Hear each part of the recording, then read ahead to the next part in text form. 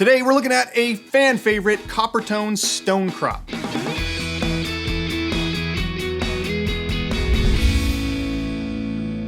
All right guys, today we have such a cool succulent, Sedum nussbaumerianum, commonly known as Coppertone Stonecrop. I'm telling you guys, this thing packs a punch. It is amazing. There's so many cool different attributes and design uses for this plant. We're gonna chat about that a little bit later. Check this plant out. It is so cool. It's got these little 1.5 to 2 inch chubby little leaves that are kind of a really neat brownish red, coppery color, hence the name Sedum Coppertone.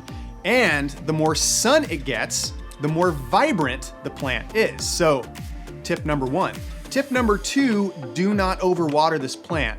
It needs very, very little water and give it really well-drained soils. And here's a little added bonus for the brown thumbers out there is it requires very, very little care and maintenance. That's like what everybody asks me about. Hey, I need low maintenance, low care plant. I don't want to put in a bunch of time to my garden. This plant is for you guys. All right, so now that we have some basic information on the Coppertone Stonecrop, let's take a look at the quick facts. This plant does best in USDA zones 9 through 11. This plant will get about 1 foot high by about 2 to 3 feet wide. This sedum's foliage is evergreen. Plant this sedum in full sun to very light shade.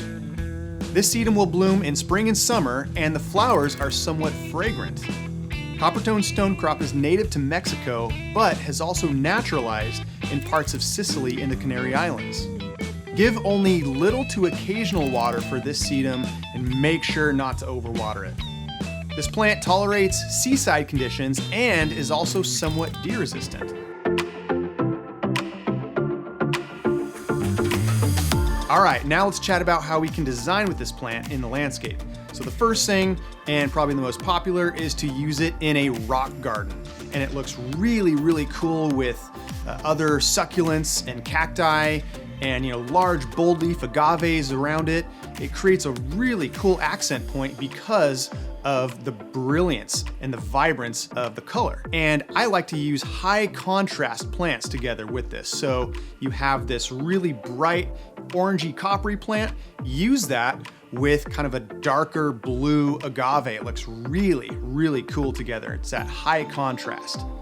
Now you can also use it as a bordering plant.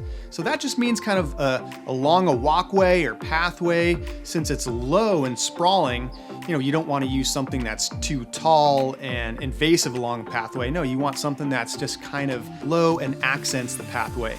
And that's what this sedum does. And the last thing that comes to mind is mass planting.